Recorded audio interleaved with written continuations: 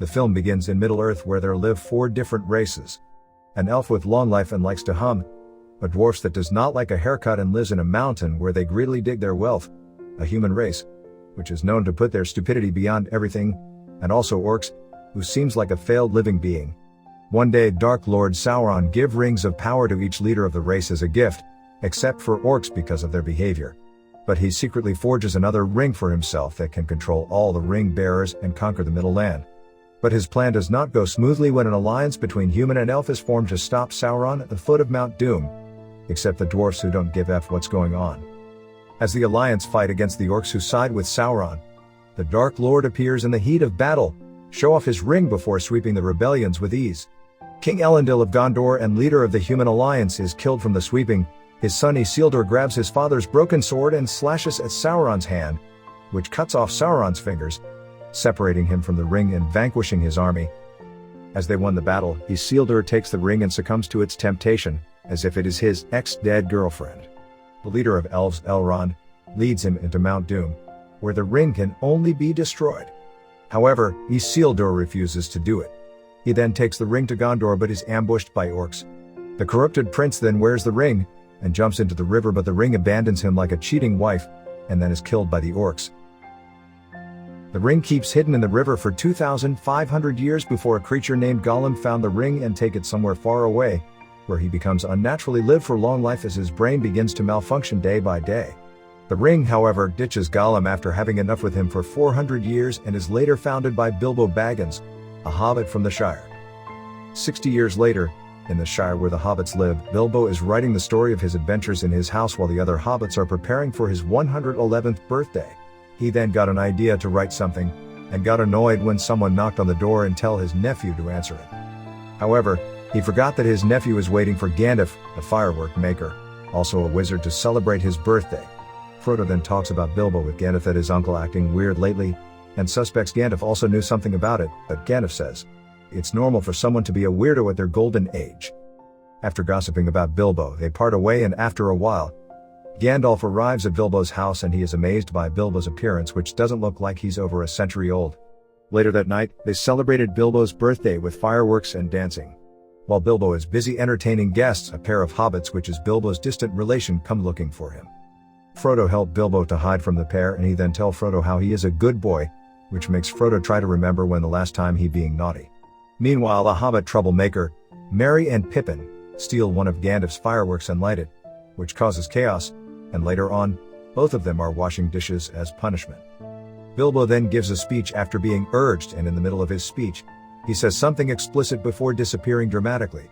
In the next scene, a door opens and closes by itself before Bilbo appears from thin air. It reveals now the ring he's wearing makes him invisible, which is officially labeled as a pervert by the feminist.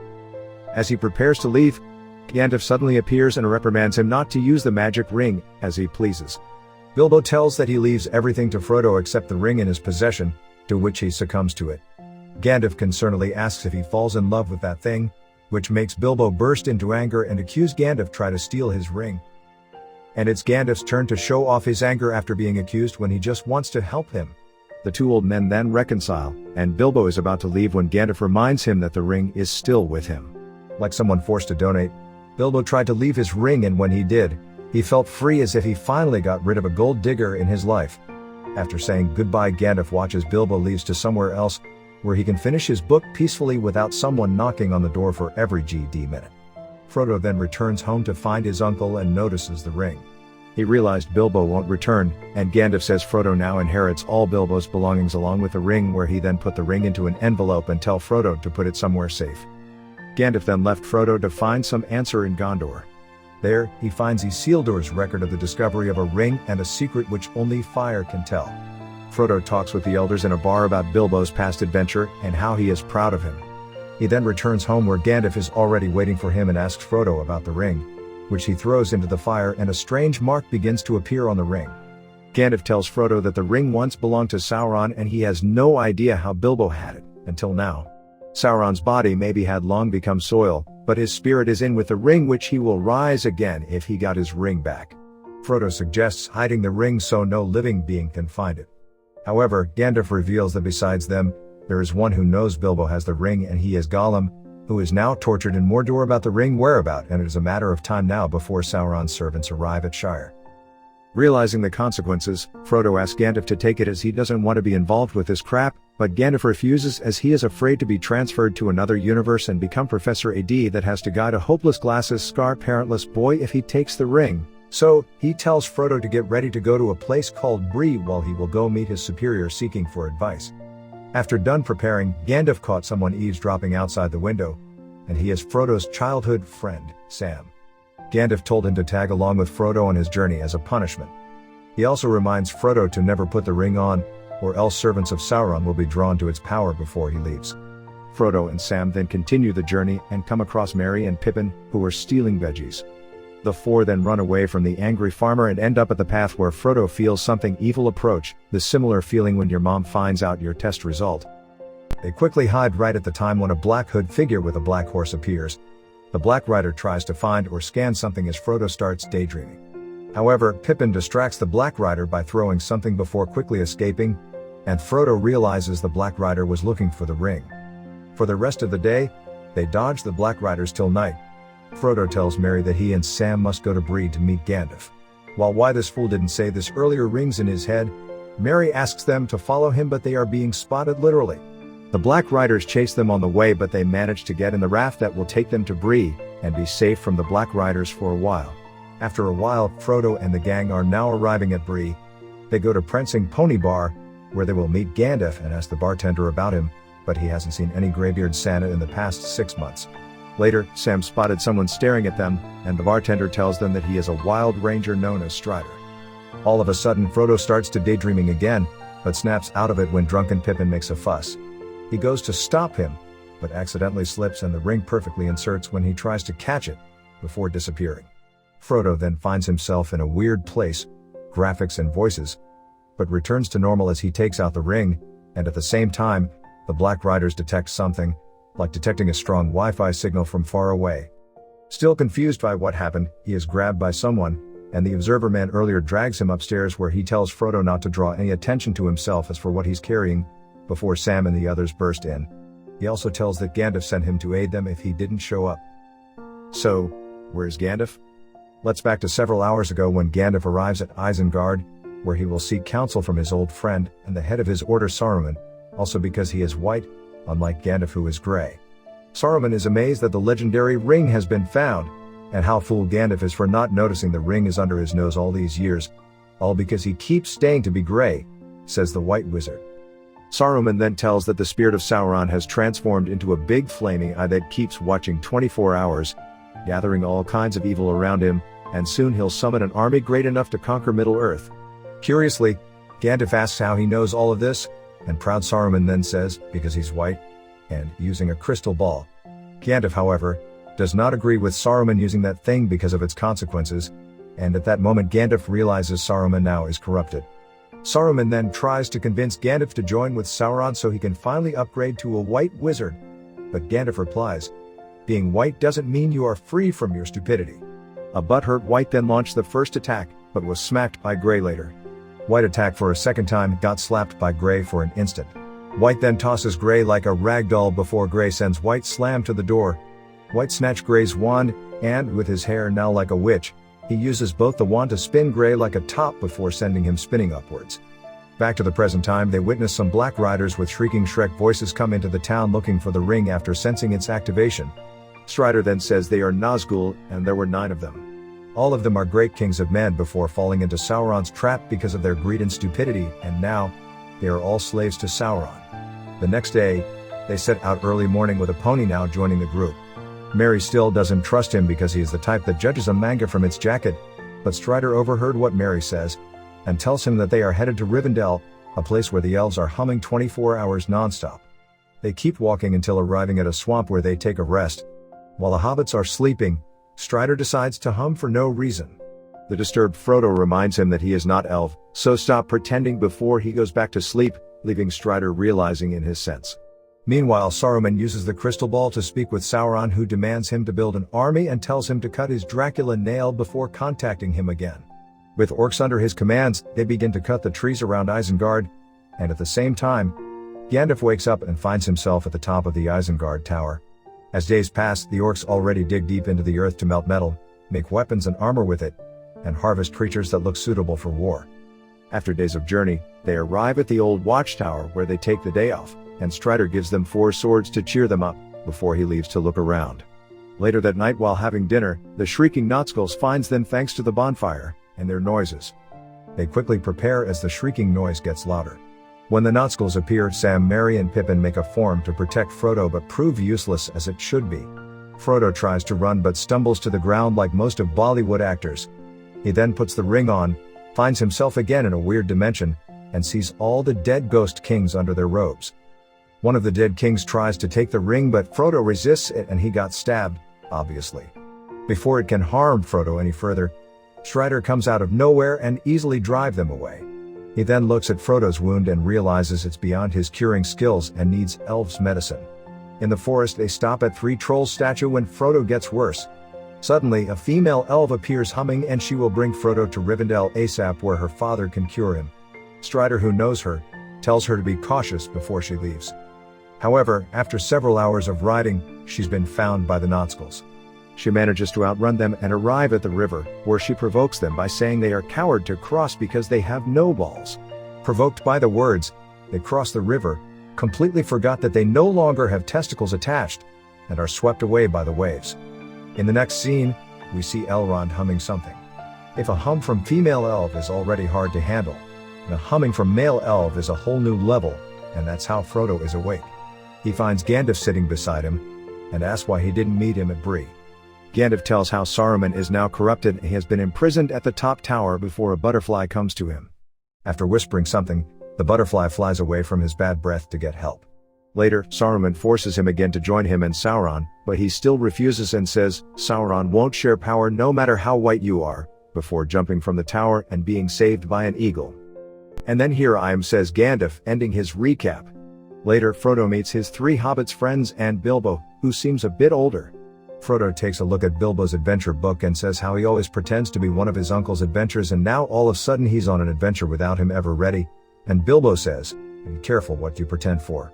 While looking at Frodo, who is getting better, Gandalf and Elrond discuss what to do about the ring, and Elrond insists that the ring cannot stay here because he and the other elf will soon leave this place. Gandalf then suggests that it is men that they should place their hope about the ring, but Elrond coldly says that men are weak. It is because of men the ring still exists. It is because of men he wasted his energy climbing the mountain for nothing. Elrond also says he has already summoned the others to what to do with the ring, as this is not only a certain race's problem. That night, one of the guests goes sightseeing and meets with Strider, who then says he is raised here since child. "So you can hum then?" asks the guest. And Strider then replies, "Yes I can, but it will be an ear rape," which makes the guests leave immediately. Later, all the guests gathered at the meeting where Frodo shows the Ring of Problems and Boromir, son of Gondor's steward, is stunned to take the ring, and everyone there immediately realizes he is still single. To cover his embarrassment, he then quickly suggests that they give the ring to him so he can use the ring against Sauron, but Strider objects the idea, and says, "Except Sauron, no one can use the ring, especially those who are still single." Boromir then asks him what he knows about this matter. A young male elf named Legolas tells him and everyone that Strider's real name is Aragorn, and he's Isildur's heir, and to the throne of Gondor as king. However, Boromir insists Gondor doesn't have and doesn't need a king, especially from men who have bad humming habits. After the situation calms down, Elrond tells the only choice now is to destroy the ring. An impatient dwarf named Gimli then tries to hit the ring with his axe but fails, and Elrond says only at Mount Doom in Mordor where the ring can be destroyed, and one of them must do this. Boromir then say what they plan to do is the same as sending someone with the ring as a gift to Sauron. But Legolas insists they must do what Elrond said, but Boromir reminds them what happened if Sauron got back his ring, and to add the heat, Gimli says their life would be better if the elves stopped their humming habits. The elves and dwarfs start quarreling, which is then joined by humans because of their nature. While they are still bickering, Frodo sees this as an opportunity for him to get recognized and volunteer to take the mission. Overwhelmed with Frodo's decision, Gandalf swears to help him in the mission, and followed by Aragorn, Legolas, and Gimli, while Boromir joined as he has no other choice. The other 3 hobbits burst out of their hiding place and insist they too will join, and to remind them that Frodo is not the only hobbit here. Elrond then named the unofficial companion as the Fellowship of the Ring, even though no one asks and agrees. The next morning, while the others are preparing, Bilbo gives his equipment set to Frodo and shows him his hidden persona. Aragorn visits his mother's grave when Elrond came and tells him that he shouldn't run from who is he supposed to be. He then meets Elrond's daughter, Arwen, who raised him since child, and now they are lovers all of a sudden. She gives him a locket to make sure he doesn't cheat on her while on the journey. After done preparing, the Fellowship then gathers to receive Elrond's blessing before setting out, and Gandalf knows this will be a hell of a mission when Frodo asks him where the direction is. After several hours of walking, they take a rest, where Boromir and Aragorn wrestle with Merry and Pippin, while Gandalf informs them that they will arrive at Rohan borders after 40 days' journey before heading to Mordor. Unfortunately, they are found by Saruman's spies, which is a group of crows. After the crows leave, Gandalf changes their course after realizing they're being watched. However, as a white, Saruman can guess what path they will take and try to stop them, and Gandalf tries to fight back but fails because he is gray. With the path now completely blocked, Boromir suggests that they take a road to Gondor, while Gimli suggests they go through the mountain by passing through the mine of Moria. Gandalf let Frodo decide but instantly regrets when Frodo chooses Moria because he knows what lingers beneath in the mine. On their way to Moria, Gandalf asks Frodo about the ring, and tells him to be cautious as evil will be drawn to him from outside or inside the Fellowship, even the pony. They then arrive at the door to the mines of Moria. Gandalf tries to open the door using some magic words, but fails. Frodo then saves Gandalf from further embarrassing himself by helping him decode the riddle. The door finally opens, and before entering the mine, they are attacked by a giant octopus, but they settle the problem as fast as possible, and as a result, they get trapped in the mines. Without no other choice, they must go through the mountain, which takes 3 days' journey to the other side. Gandalf then acts as a tourist guide and tells them the wealth of Moria is from mithril mining. They keep going till they arrive at 3 passages where Gandalf forgot which is the right way, because he is gray. As Gandalf forces his neuron cells to remember, Frodo notices something, and Gandalf tells him that his Gollum, or his real name is Smeagol, who has been set free from Mordor and now has followed them for the ring, as his whole life is bound to the ring that drives him nuts.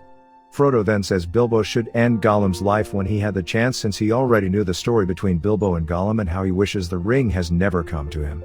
However, Gandalf tells him that no one can decide when their time is, and all they have to decide is what to do with the time that is given to them. Gandalf finally remembers which way, and takes one of the passages that lead them to a great hall of Moria. Gimli then goes to the chamber where they find dwarf skeletons and a tomb. It seems this place has been attacked before. Gandalf took a book from one of the skeletons and read it while Pippin examined the skeleton near the well. He touches it, which makes the skeleton fall into the well with a clanking sound echoing across the mine. After the situation returned to silence, Gandalf cursed Pippin's descendants and ancestors as the most stupid hobbit ever exist, before they heard the sound of orcs coming to them. They quickly barricade the door and get ready for the battle as the orcs on the other side try to break in. Gandalf let out provocative cries before the orcs burst in and the 2 sides clashed. However, the orcs bring a troll but prove useless when he easily got outplayed due to his tiny brain, even though he is the biggest creature in that room. The troll then sees Frodo more or less at the same level as him and begins to play hide and seek with him. He caught Frodo, but Aragorn come to the rescue like a tank trying to protect his carry, but got slapped straight to heaven. The troll then stabs Frodo, who begins dying dramatically. Merry and Pippin are shocked by what happens before jumping into action, while the others work together to defeat the troll. After the troll are taken down and all the orcs are dead, they check upon Frodo, who is still alive despite his facial expression when dying is very convincing. A chainmail worn by Frodo called Mithril and hard as dragon scale save him from the stabbed, and they are all amazed at how good Frodo plays dead when he gets stabbed. They then quickly run as more orcs are coming. Unfortunately, they are besieged by orcs before something is coming toward them, and the orcs run away in fear. Gandalf explains the evil they are facing now is called Balrog with such confidence, but the first one to run away. Gandalf leads them to a narrow bridge as Balrog show itself. They safely cross the bridge except for Gandalf, who decides to stop the flaming buffalo by making him fall into the abyss. However, Gandalf got caught by Balrog, who needed a dying partner. They watch with disbelief as Gandalf falls deep into the earth before exiting the mountain, and everyone mourns and cries over Gandalf's death. Everyone except Aragorn, who seem calm, and urge everyone to keep moving forward. After a while, they arrive at the Golden Forest, where they meet with a male elf named Haldir and are taken to meet with Lady Galadriel, and high elf living in the mallard trees of Lothlorien. They meet Lady Galadriel, who then asks where Gandalf is while staring at all of them, as if she's scanning something in their body, with Boromir receiving the most intensive stare. She then tells them not blame themselves after learning what happens to Gandalf, before letting them rest for tomorrow's journey. While the others are resting, Boromir tells Aragorn what Galadriel has said to him through mind, chatting about the fall of Gondor, and how he acknowledges and hopes Aragorn will return to Gondor as a king. At midnight, Frodo wakes up after hearing voices in his head and meets with Galadriel, who shows him the consequence if he should fail on his mission and warns him that someone from Fellowship will try to take the ring. Frodo, who is already tired of this crap, wants to give the ring to her, but she becomes overexcited, which makes Frodo cancel his decision. She then tells him that he should do this alone and blame Bilbo for what he's going through. At Isengard, Saruman has gathered enough of the strongest breed of orcs that are called Uruk-hai. Saruman then tells a history of how orcs first came into being. They were elf once but succumbed to darkness, especially those who cannot hunt properly. After the Uruks are prepared, Saruman forms a small group of failed elf to hunt the Fellowship and tells the Uruks leader to bring alive the Hobbit who has the ring, and kill the others before they set out. The next morning, the elf gives the Fellowship an elvish cloak and supplies for the journey with a portion of a special food called Lemba's bread, which one small bite is enough to eliminate hunger. Also, each one of them got a different gift from the elf, with Gimli making a perverted request to take a piece of hair from Galadriel. They continue their journey through the river as the Uruks hunt them. At night, while taking a rest, they notice they're followed by Gollum. They continue on the next day till they arrive at the waterfall and take a rest at the shore before continuing on the foot tomorrow. However, Legolas senses that something evil is approaching and urges them to leave the place. Meanwhile, Frodo goes to look around when he comes across Boromir, who is picking up firewood. They talk about the ring for a while, and all of a sudden, like a woman in one of her months, Boromir freak out and try to take the ring, but Frodo manages to escape, leaving Boromir, who regrets what he's done. With the ring on his finger, Frodo ran away till he was found by Aragorn. Phobia of tall men with long hair, Frodo distances himself from Aragorn and tells him about Boromir, and asks Aragorn if he can protect him from himself. Aragorn repeats his promise to protect him, and Frodo says from now on, he will solo this quest, so he can level up faster. Aragorn then tells Frodo to run away after noticing incoming danger and go face the Uruks by himself, showing he has one of the king's materials.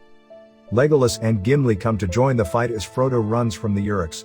Merry and Pippin help Frodo by distracting the enemy, but got surrounded before Boromir jumps into the action. He then blows the Horn of Gondor to call the others while protecting the hobbits.